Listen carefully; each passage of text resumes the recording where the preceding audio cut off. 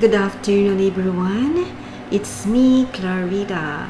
So, today we're going to talk about another story and time to relax and listen to my story. So, today we're going to read a story about. Hold on. Okay, so today's story is about the schoolboy story. Alright, I hope you guys are ready. Okay, so let's get started. The schoolboy story. Being rather at present, I am getting on in years, but still, I am rather young. I have no particular adventures of my own to fall back upon. It wouldn't much interest anybody here, I suppose, to know what a screw the Reverend is, or what a griffin she is, or how they just stick it into parents, particularly hair cutting and medical attendance. One of our fellows are charged in his half account 12 and sixpence for 2 pills, tolerably profitable at 6 and 3 pence apiece. I should think, and he never took them either, but put them up the sleeve of his jacket. As to the beef, it's shameful. It's not beef. Regular beef is in the veins. You can chew regular beef. Besides which, there's gravy to regular beef, and you never see a drop to ours. Another of our fellows went home ill, and heard the family doctor tell his father that he couldn't account for his complaint unless it was the beer. Of course, it was the beer, and well it might be. However, beef and old cheeseman are two different things. So it's beer. It was an old cheeseman I mean to tell about, not the manner in which our fellows get their constitutions destroyed for the sake of profit. Why, look at the pie crusts alone. There's no flakiness in it. It's solid like a damp plate. Then our fellows got nightmares and are bolstered for calling out and waking other fellows. Who can wonder? Old Cheeseman one night walked in his sleep, but his hat on over his nightcap, but hold a fishing rod and a cricket bat, and went down into the parlor, where they naturally thought from his appearance he was a ghost. Why, he never would have done but it is meals that had been wholesome. When he began to walk in our sleeps, I suppose they'll be sorry for it.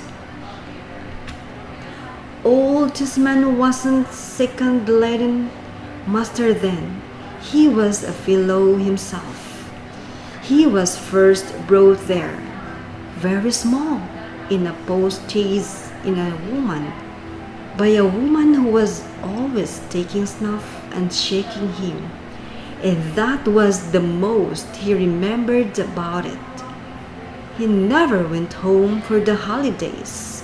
His accounts, he never learned any extras, were sent to a bank, and the bank paid him, and he had a brown suit twice a year, and went into the boots of 12. They were always too big for him too. In the midsummer holidays, some of our fellows who lived within walking distance used to come back and climb the trees outside the playground wall, on purpose to look at old Cheeseman reading there by himself. He was always as mild as the tea, and that's pretty mild, I hope. So when they whistled to him, he looked up and nodded. When they said, "Halloha, old Cheeseman, "What have you had for dinner?" He said, "Boiled mutton." And when they said, "And eat solitary old chessmen?" He said, "It is a little dull sometimes." And then they said, "Well, goodbye, old chessmen," and climbed down again. Of course, it was imposing on old chessmen to give him nothing but boiled mutton through a whole vacation. But that was just like the system. When they didn't give him boiled mutton, they give him prize pudding, pretending it was a treat, and saved the butcher. So old chessman went on. The holidays brought him into other trouble besides the loneliness, because when the fellows began to come back, but not wanting to, he was always glad to see them, which was aggravating when they were not at all glad to see him. And so he got his head knocked against walls, and that was the way he nosebleed. But he was a favorite in general. Once a subscription was raised for him, and to keep up his spirits, he was presented before the holidays with 2 white mice, rabbit, a pigeon, and a beautiful puppy. Old chessmen cried about it, especially soon afterwards, when they all ate one another. Of course, old chessmen used to be called by the names of all sorts of cheeses: double Elsterman, family Cheeserman, Dutchman, North Walsherman, and all that. But he never minded it, and I don't mean to say he was old in point of years, because he wasn't. Only he was cold from the first. Old chessman. At last, old chessman was made second Latin master. He was brought in one morning at the beginning of a new life, and presented to the school in that capacity as Mr. Cheeseman. Then our fellows all agreed that old chessman was a spy, and a deserter who had gone over the enemy's camp and sold himself for gold. It was no excuse for him that he had sold himself for a very little gold, £2.10 a quarter, and his washing, as was reported. It was decided by a parliament which sat about it. The old chessman's mercenary motives could alone be taken into account, and that he had coined our blood for drachmas. The parliament took the expression out of the quarrel scene between Brutus and Cassius. When it was settled in this strong way that old chessman was a tremendous traitor, he had wormed himself into our fellows' secrets on purpose to get himself into favor by giving up everything he knew. All courageous fellows were invited to come forward and enroll themselves in a society for making a set against him. The president of the society was the first boy. For making a set against him, rather. The president of the society was the first boy, named Bob Tarter. His father was in the West Indies, and he owned himself that his father was worth millions. He had a great power among our fellows, and he wrote parody, beginning, who had believed to be so meek that he could hardly hear him speak, yet turned out an informing sneak, old chessman. And on in that way through more than a dozen verses, which he used to go and sing every morning, close by the new master's desk. He trained one of the low boys to a rosy-cheeked little brass who didn't care that he did, to go up to him with his Latin grammar one morning and say it so. Nonimativus pronominum old Cheeseman, raros exprimitur, was never suspected. Nisi distinctionis of being an informer, otim facis gratia, until he proved one. At, for instance, vos Damascus, when he sold the boys, quasi as though the Cathico should say, Petera Nemo, I'm a Judas. And this produced a great effect on old Cheeseman. He had never had much hair, but what he had began to get thinner and thinner every day. He grew fuller and more worn, and sometimes on an evening he was seen sitting at his desk with a precious long snuff to his candle, and his hands before his face crying. But no member of the society could pity him, even he felt inclined, because the president said it was an old Cheeseman's conscience. So old Cheeseman went on, and didn't he lead a miserable life? Of course, the Reverend turned up his nose at him, and of course she did, because both of them always do that at all the masters. But he suffered from the fellows most, and he suffered from them constantly. He never told about it, that the society could find out that he got no credit for that, because the president said it was old Cheeseman's cowardice. He had only one friend in the world, and that was an almost as powerless as he was, for it was only Jane. Jane was a sort of wardrobe woman who our fellows, and took care of the boxes. She had come at first, I believe, as a kind of apprentice. Some of our fellows say from a charity, but I don't know. And after her time was out, had stopped at so much a year. So little a year, perhaps I ought to say, for it is far more likely.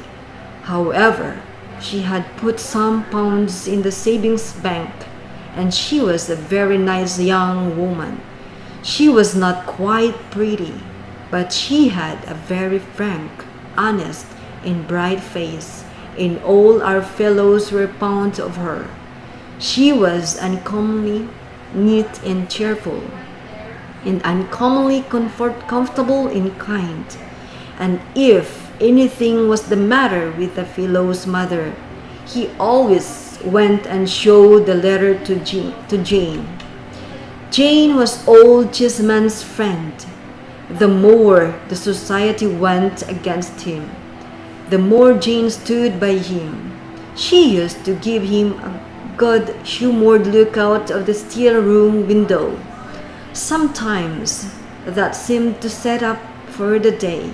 She used to pass out of the orchard and the kitchen garden, always kept locked, I believe you, through the playground, when she might have gone the other way, only to give a turn off her head, as much as to say, keep up your spirits, to old Cheeseman. His sleep on a room was so fresh and orderly that it was well known who looked after it while he was at his desk. And when our fellows saw smoking hot dumplings on his plate at dinner, they knew with this indignation who had sent it up. Under these circumstances, the society resolved after a quantity of meeting and debating, that Jane should be requested to cut old Cheeseman's head, and that if she refused, she must be sent to Coventry himself. So a deputation, headed by the president, was appointed to wait on Jane and inform her of the vote the society had been under the painful necessity of passing. She was very much respected for all good qualities, and there was a story about her having once waylaid the reverend in his own study, and got a fellow off from severe punishment of her own kind of comfortable heart. So the deputation didn't much like the job. However, they went up, and the president told Jane all about it. Upon which Jane turned very red, burst into tears, informed the president and the deputation in a way not all like her usual way. That that day they were a parcel of malicious young savages, and turned the whole respected body out of the room. Consequently, it was interred in the society book, kept in astronomical cypher for fear of detection.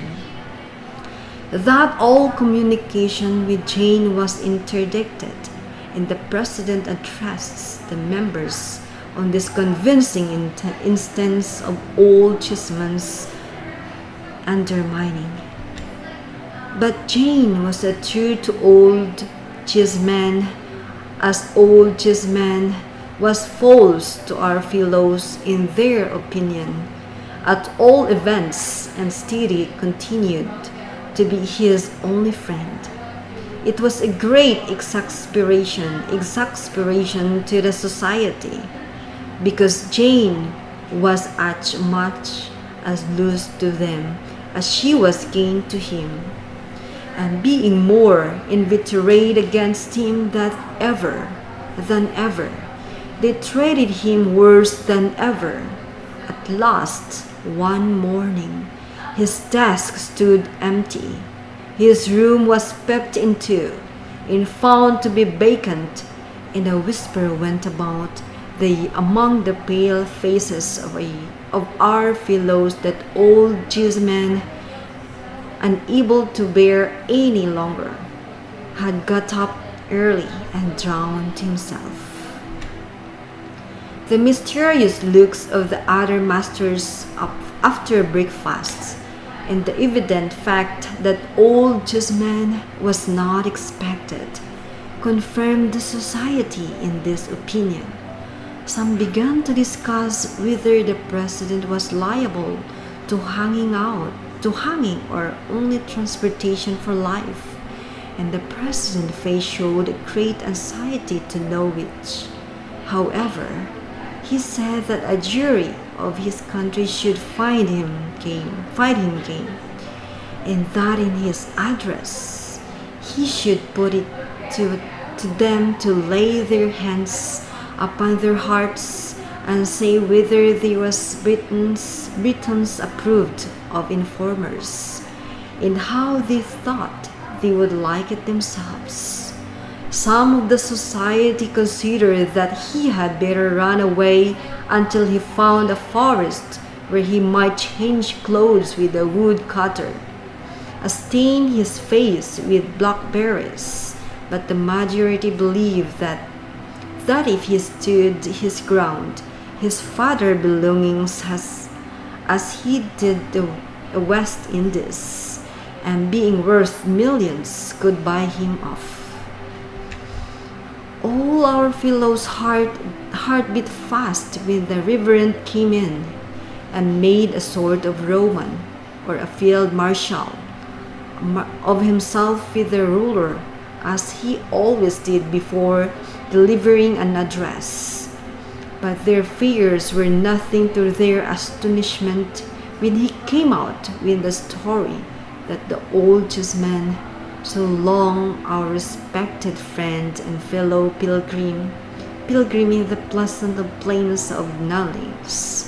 He called him, oh yes, I dare say, much of that was the orphan child of a misinherited young lady who had married against her father's wish, and whose young husband had died, and who had died of sorrows himself, and whose unfortunate baby, old Jesman, had been brought up at the cost of house of a grandfather who would never consent to see it, baby boy or man, which grandfather was now dead.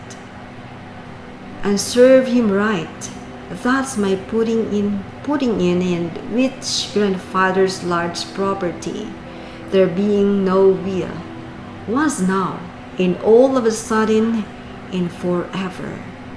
Old Jesman's, our so long respected friend and fellow pilgrim in the pleasant plains of Knowledge, the Reverend wound up a lot of battering quotations by saying would come among us once more, that day fortnight,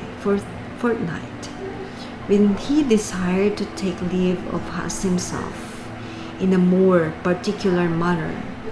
With these words, he stared severely round at our fellows and went solemnly out. There was a precious consternation among the members of the society now. Lots of them wanted to resign, and lots more began to try to make out that they had never belonged to it. However, the president stuck up and said that they must stand for fall together, and that if a breach was made it should be over his body, which was meant to encourage the society, but it didn't. The president further said he would consider the position in much dispute and would give them his best opinion and advice in a few days. This was eagerly looked for, as he knew a good deal with the word in the account of his father being in the West Indies. After days and days of hard thinking and drawing armies all over his slate, the president called our fellows together and made the matter clear. He said it was plain that when old Jesman came on the appointed day, his first revenge would be impeach of the society and have it flogged all round.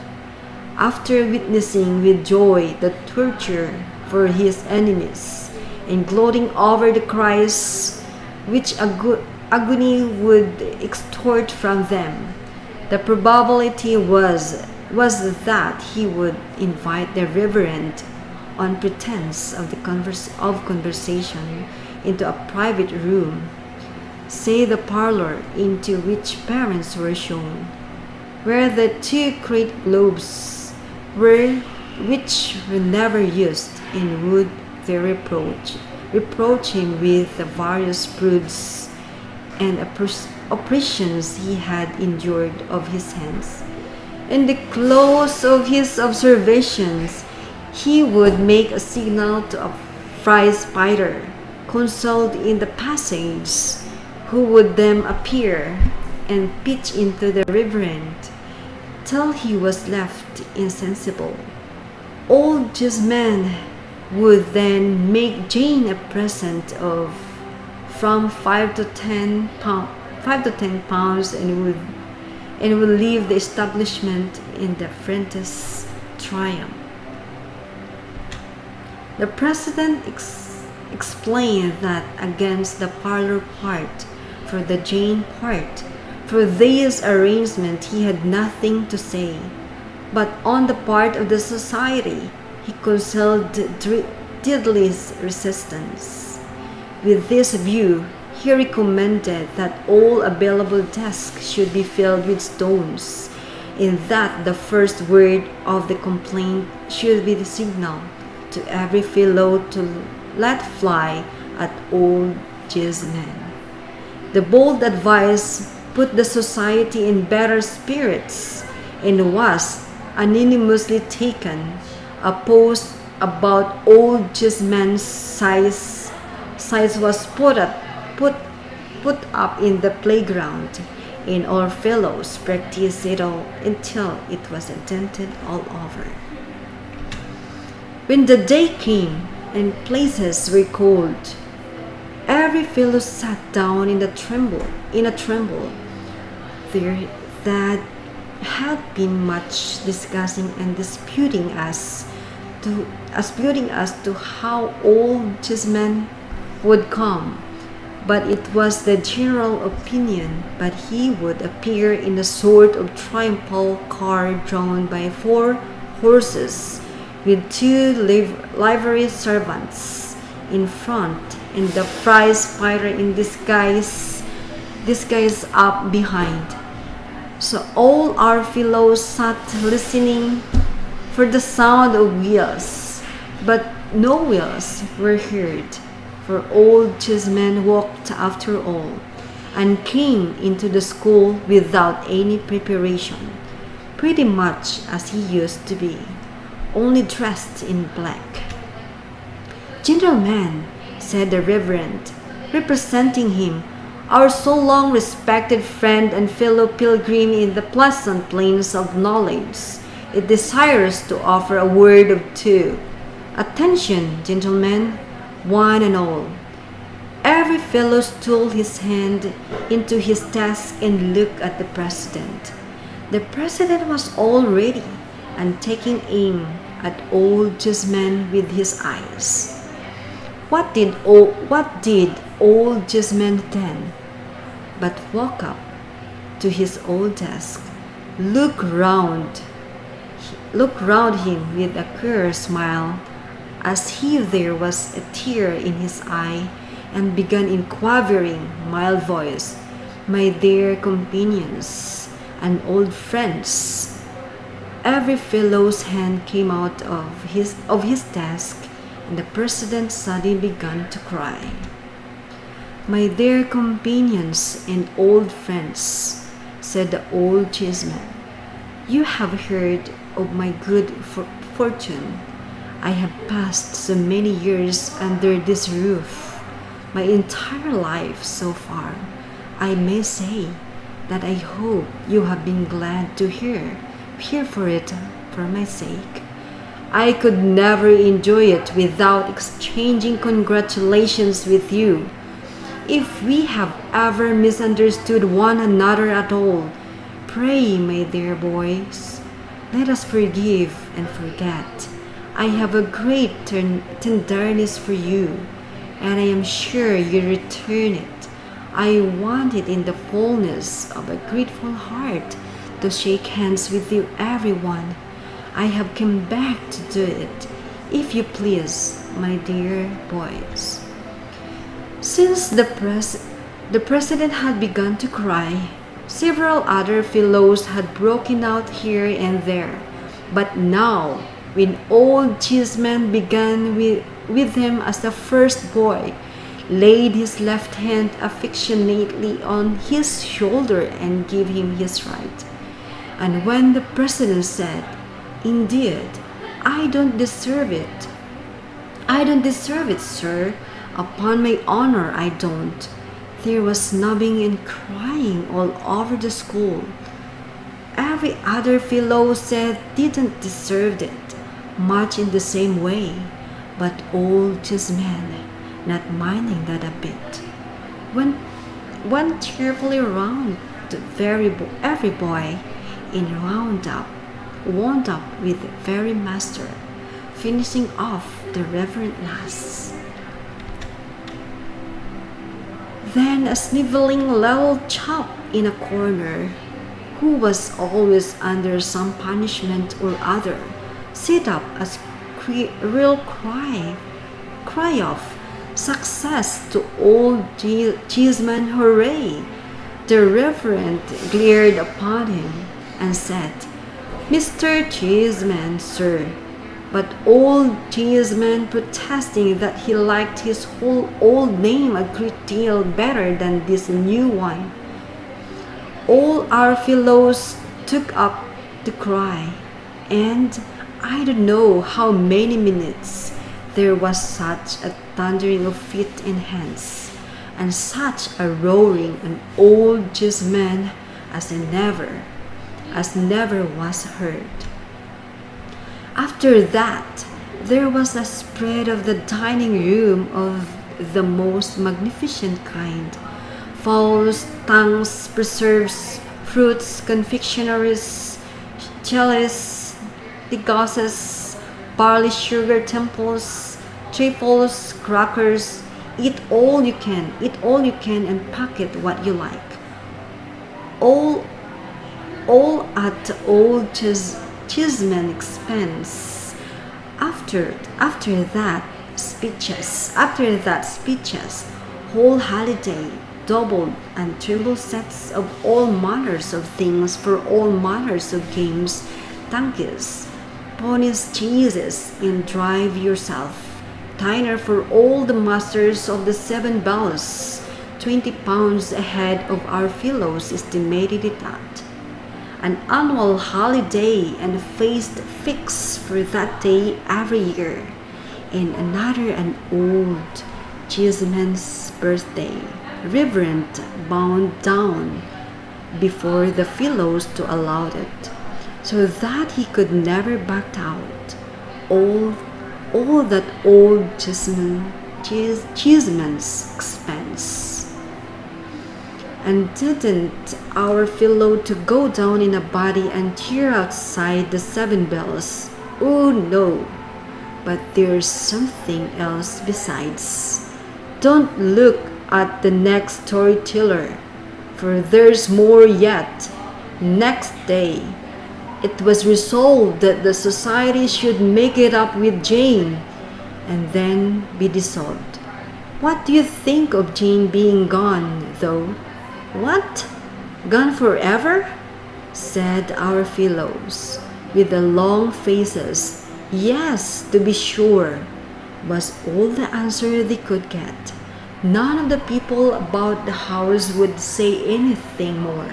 At length, the first boy took upon himself to ask the Reverend whether our old friend Jane was really gone. The Reverend, he has got a daughter at home, turn up nose and red, replied severally, yes, sir, Miss Pitt is gone.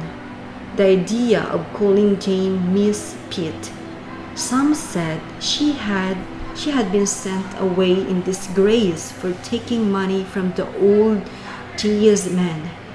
Others said she had gone into the old Cheeseman's service at a rise of the 10 pounds a year. All that our fellows knew was, he was gone, she was gone. It was 3 months afterwards, when one afternoon an open carriage stopped at the cricket field, just outside Bounds, with a lady and gentleman in it, who looked at the game a long time and stood up to see it played. Nobody thought much about them until the same little sniveling chap came in, against all rules, from the posts where she was scout, and said, "It's Jane." Both 11s forgot the game directly and ran crowding round the carriage. It was Jane. It was a bonnet. And if you will believe me, Jane was married to the old Cheeseman. It soon became quite a regular thing when our fellows were hired at it in the playground, to see a carriage at the low part of the wall where it joins the high part, and the lady and gentleman standing up in it, looking over. The gentleman was always old Cheeseman, and the lady was always Jane. That first time I never saw them, I saw them in that way. There had been a good many changes among our fellows then, and he had turned out that Bob Tarter's father wasn't worth millions, so he wasn't worth anything. Bob and Bob had gone for a soldier, and old Cheeseman had purchased his discharge. But that's not the courage. The courage stopped, and all of our fellows stopped as soon as it was seen. So you have never sent me to the conventry after all, said the lady laughing, as our fellows swarmed up the wall to shake his hand with her. As you never going to do it? Never, never, never. On all sides. I didn't understand what she meant then, but of course I do now. I was very much pleased with her face though, and with her good way, and couldn't help looking at her and at him too, with all our fellows clustering so joyfully about them. They soon took notice to me as a new boy, so I thought I might as well swarm up the wall myself, and shake hands with them as the rest did. I was quite as glad to see them as the rest were, and was quite as familiar with them in a moment. Only a fortnight now, said only Cheeseman, to the holidays. Who stops? Anybody? A good many fingers pointed at me, and a good many voices cried, he does. For it was the year when you were all away, and rather low I was about it, I can tell you. Oh, said old Cheeseman, but it's solitary here in the holiday time. He had better come to us. So I went to their delightful house, and was as happy as I could possibly be. They understand how to conduct themselves towards the boys. They do. When they take a boy to the play, for instance, they do take him. They don't go in after it's begun, or come out before it's over. They know to bring a boy up to look at their own, though he is a very little as yet. What a capital boy, he said. Why, my next favorite to Mrs. Cheeseman in old Cheeseman is young Cheeseman. So now I have told you at all I know about old Cheeseman, and it's not much after all. I am afraid, is it? Okay, that's all for today. Thank you so much, guys. I hope you like my story for today, and see you again tomorrow for our next story. And thank you so much. Bye bye for now, and see you again tomorrow. Thank you. Have a good day.